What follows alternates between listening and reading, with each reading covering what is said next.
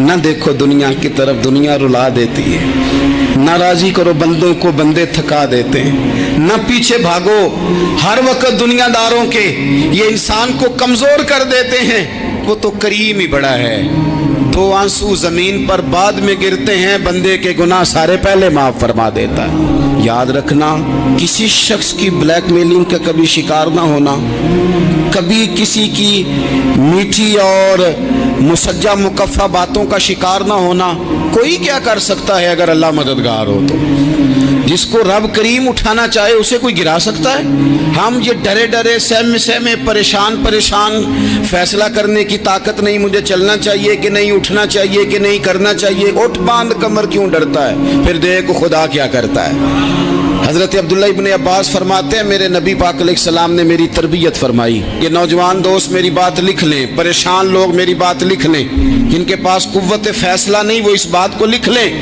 حضرت عبداللہ ابن عباس فرماتے ہیں میرے نبی پاک علیہ السلام نے مجھ سے فرمایا تھا، عبداللہ سن، اگر ساری دنیا مل کے تیرا کوئی نفع کرنا چاہے، کر نہیں سکتی جب تک میرے رب کی رضا نہ ہو۔ اور فرمایا ساری دنیا مل کے تیرا کچھ بگاڑنا چاہے تو عبداللہ بگاڑ نہیں سکتی جب تک رب کریم کی حکمت کا تقاضا نہ ہو۔ لوگوں سے ڈرنا، لوگوں کی طرف دیکھنا، ماحول دیکھ کے اپنے راہ کا تعین کرنا، ہر بندے کے خیالات کے مطابق ڈھلنے کی کوشش کرنا، فلانا نہ ناراض ہو جائے، فلانا نہ ناراض ہو جائے، وہ جس نے ہونا ہو جائے، بس رب رسول ناراض نہ ہو۔ اپنی زندگی میں اپنے مالک کو مولا جان کے، بل اللہ مولاکم، اللہ تمہارا مولا ہے، وہو خیر الناصرین، وہ بہترین مددگار ہے۔ توجہ جب بھی کریں رب کی جانب کریں، اپنے دل کا قبلہ درست رکھیں، سوچوں کے زاویے سیدھے رکھیں۔ میرے بھائی، مالک جب بندوبست کر دے نا، جب مالک بندوبست کر دے پھر ایسا بندوبست کرتا ہے کہ لوگوں کے پاس نا چارہ نہیں رہتا۔ حضرت مریم رضی اللہ تعالی عنہا پاک باز تھی، مسجد میں رہی تھی، پر مالک کی حکمت کے تقاضے بڑے عجیب ہے نا۔ پھر جناب مریم کو اللہ تعالیٰ نے بغیر شوہر کے اولاد عطا کر دی۔ یہ بات ہی ایسی تھی، وہ کسی نے کہا تھا کہ مخلوق تو فنکار ہے اس درجہ کے پل بھر میں سنگے در کعبہ سے بھی اصنام تراشے، تم کون ہو کیا چیز ہے داغے کبابی، لوگوں نے تو مریم پہ بھی الزام تراشے۔ تو لوگوں نے کہا کدھر سے لے آئی بچہ، تیرا باپ تو ایسا نہیں تھا، کہاں سے لے آئی؟ اللہ کرے میں آپ کو سمجھا سکوں، ذرا اپنے آپ کو وہاں کھڑا کریں کہ ایک پاک باز عورت، پاک باپ کی بیٹی، طیب ماں کی بیٹی، اور اللہ کے گھر میں پرورش پانے والی خاتون، ایک وہ وقت اور ایک یہ وقت کہ اس عورت کو کٹہرے میں کھڑا کر کے پوچھا جا رہا ہے کہ معاذ اللہ تیری گود میں بچہ جائز نہیں ہے، کہاں سے لائی ہے؟ اب خود سے صفائیاں بندہ کتنی کو دے، کتنی کو وضاحتیں کرے۔ اور میں نے تو اپنی زندگی میں دیکھا ہے زیادہ وضاحت دینے والے کو بھی لوگ جھوٹا سمجھنے لگ جاتے ہیں، زیادہ وضاحت دینے پر بھی لوگ کمزوری کا اظہار سمجھتے ہیں کہ کمزور پڑ گیا۔ آپ صلح کی کوشش کرتے ہیں، سامنے والا بزدل سمجھ لیتا ہے، زیادہ وضاحتیں بھی کمزور کر دیتی ہیں۔ اب حضرت مریم کو کٹہرے میں کھڑا کر کے کہا بچہ کس کا ہے؟ تو پھر خدا بندوبست جب کرے، اللہ جب مددگار ہو، تو پھر حضرت مریم کی گواہی درختوں سے نہیں دلوائی، اس نے پتوں سے نہیں دلوائی، پھر فرشتے نہیں بھیجے۔ حضرت مریم کہنے لگی مجھ سے نہ پوچھو، وہ جو پنگوڑے میں ہے اسی سے پوچھ لو، ان سے پوچھو نا، وہ کون ہے پوچھ لو، ان سے کر لو سوال۔ انہوں نے کہا پنگوڑے میں چند دنوں کا بچہ یہ جواب دے گا؟ مددگار تھا رب،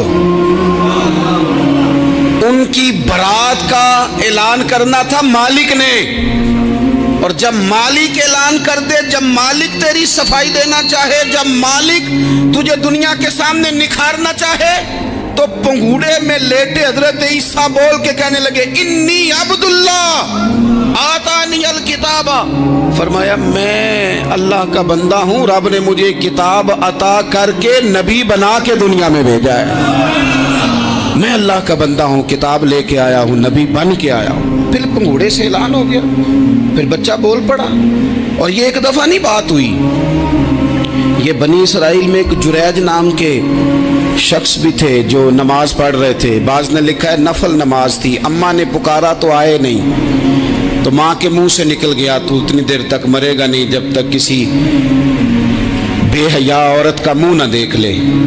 تو وہ عبادت گزار تھے، لیکن لوگوں نے ان کی عبادت، ریاضت، پرہیزگاری کو نہیں دیکھا، بس ایک عورت کو بھیج کے الزام لگوا دیا۔ وہ عورت آیا جایا کرتی تھی، اب آ جاتی ہیں عورتیں، مسئلہ پوچھنے کی نیت سے بھی آ جاتی ہیں۔ ماحول میں کچھ جگہ ایسی بھی ہیں جہاں عورتیں دم کرانے کے بہانے آ جاتی ہیں۔ وہ خاتون آتی جاتی تھی اس خانقاہ پہ، آستانے پہ، یہ بخاری میں موجود ہے، پھر اس نے کہا میری گود میں جو بچہ ہے یہ انہی کا ہے۔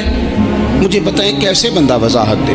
حالات خراب ہو گئے، لوگ کٹیا جلانے لگے، ماحول اور طرح کا بن گیا۔ میرے نبی پاک علیہ الصلوۃ والسلام فرماتے ہیں پھر اس رب کے بندے نے کہا مالک تو کریم ہے، تیری مشیت کا تقاضا آیا جو میری ماں نے جملے بولے تھے، پر اب میں وضاحت دینے کے قابل نہیں رہا، اب تو ہی کرم کرے گا تو دروازہ کھلے گا۔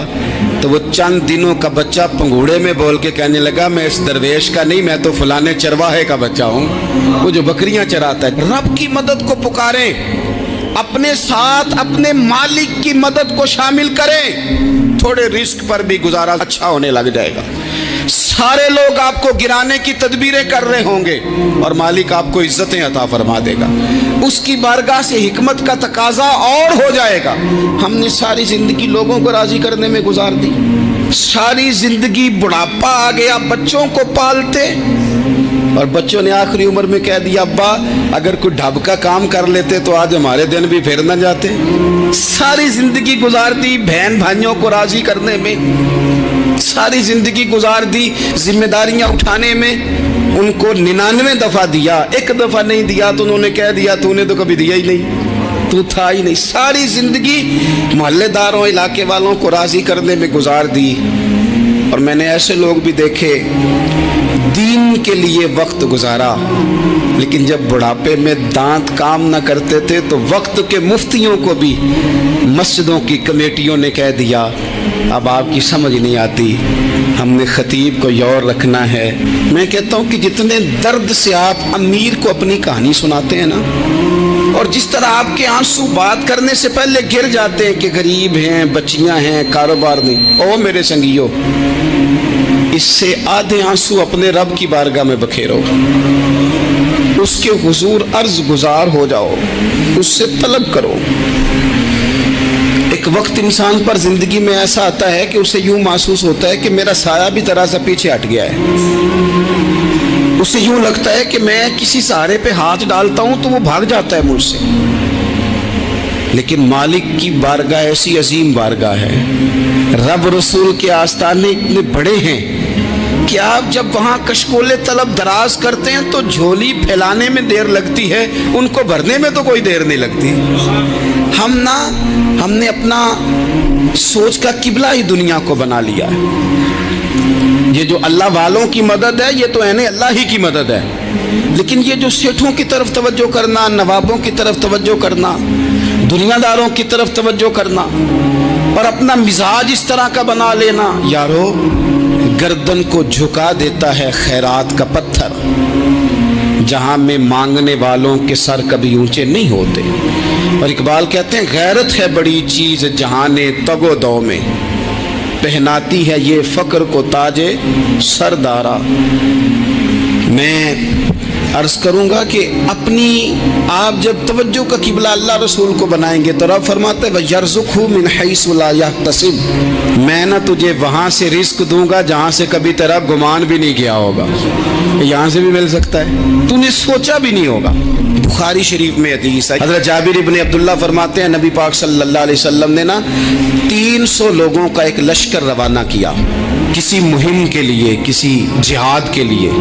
حضرت ابو عبیدہ بن جراح رضی اللہ تعالیٰ عنہ امیر لشکر تھے۔ فرماتے غربت اتنی زیادہ تھی، بھوک اتنی زیادہ تھی کہ ایک ایک کھجور دن میں ایک وقت کھانے کو ملتی تھی، اور کچھ دن ایسے آئے کہ اب کھجور بھی نہیں مل رہی۔ فرماتے اتنی زیادہ بھوک لگی مجاہدین کو 300 بندہ پتے کھا کے گزارا ہونے لگے۔ یہ بخاری میں موجود ہے۔ आप फरमाते हैं कि दरिया के किनारे हमारा पड़ाव था, ठहराव था।